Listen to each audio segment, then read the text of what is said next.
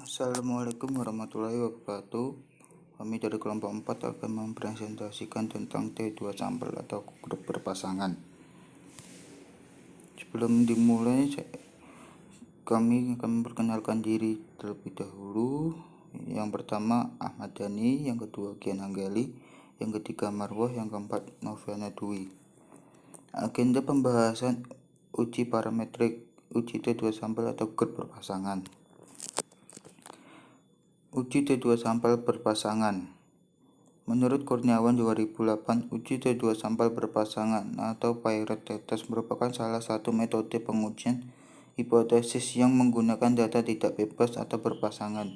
Adapun yang dimaksud dengan data tidak bebas atau berpasangan yaitu objek penelitian dikenai dua perlakuan yang berbeda sehingga menghasilkan dua macam sampel dari perlakuan pertama dan kedua, atau dengan kata lain, data pada sampel kedua merupakan perubahan dari data sampel pertama.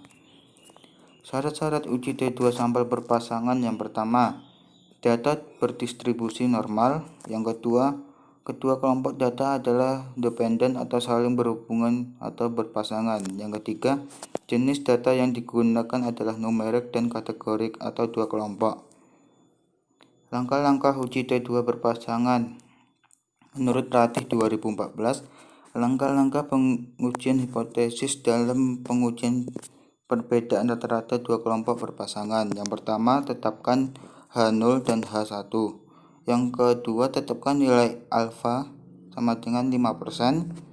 Yang ketiga, tetapkan daerah kritis dengan derajat bebas sama dengan N kurangi 1. Yang keempat, tentukan T hitung dengan menggunakan rumus. Yang kelima, lakukan uji hipotesis dengan membandingkan T hitung dan T tabel. Uji T untuk uji berbeda rata dua kelompok data.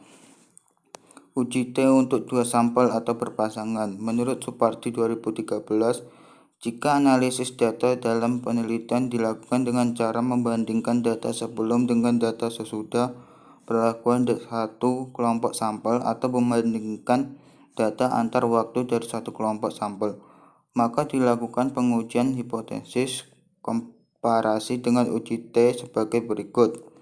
Hipotesis H0 sama dengan mu A sama dengan mu B. H1 sama dengan mu A tidak sama dengan mu B. Mu A sama dengan rata data sesudah treatment. Mu B sama dengan rata data sebelum treatment. Rumus yang digunakan T sama dengan MD per akar sigma X kuadrat T per N kurangi 1. Keterangan DI selisih skor sudah dengan skor sebelum dari tiap subjek. MD rata dari gain, XD deviasi skor gain terhadap ratanya. XD sama dengan DI kurangi MD. X kuadrat D kuadrat deviasi skor gain terhadap ratanya. N banyaknya sampel atau subjek penelitian. Untuk pengujian hipotesis selanjutnya, nilai T atau T hitung di atas dibandingkan dengan nilai T dari tabel distribusi T atau T tabel. Cara penentuan T tabel didasarkan taraf signifikasi tertentu, atau misal alfa sama dengan 0,05 dan derajat kebebasan sama dengan N kurangi 1. Kriteria pengujian hipotesis untuk uji satu pihak kanan yaitu tolak HO jika T hitung lebih besar T tabel dan terima HO jika T hitung lebih kecil dari T. Contoh soal: diabetes mellitus merupakan penyakit kronis yang ditandai dengan kadar glukosa darah di atas normal. Untuk menurunkan kadar glukosa darah penderita diabetes mellitus diperlukan penerapan pola makan yang sehat yaitu food combining. Terapi ini akan diberikan kepada 15 orang penderita dan kondisi agar glukosa darah penderita sebelum dan sesudah terapi berikut. Adapun data tabel berikut.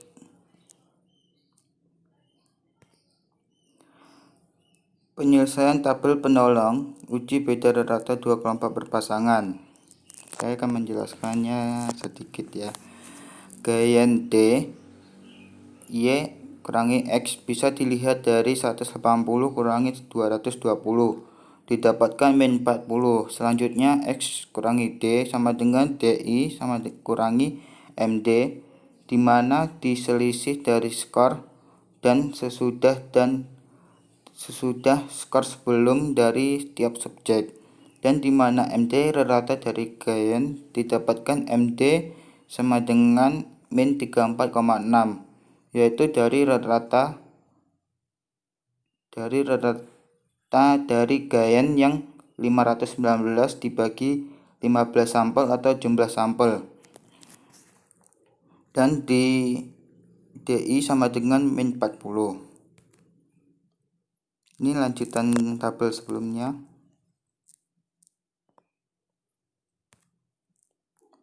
Jawaban soal tadi, hipotesis H0 sama dengan tidak ada perbedaan nilai rata-rata antara tes awal dengan tes akhir. H1 terdapat perbedaan nilai rata-rata antara tes awal dengan tes akhir. Menghitung nilai rata-rata dari Gayen D. MD sama dengan sigma D per N. MD sama dengan min 519 per 15. MD sama dengan min 34,6. Menentukan nilai T hitung dengan menggunakan rumus T sama dengan MD per akar sigma X kuadrat D per N kurangi 1. T sama dengan min 34,6 per akar 2.013.6 per 15 kurangi 1. T sama dengan min 34,6 per akar 9,58. T sama dengan 10,90.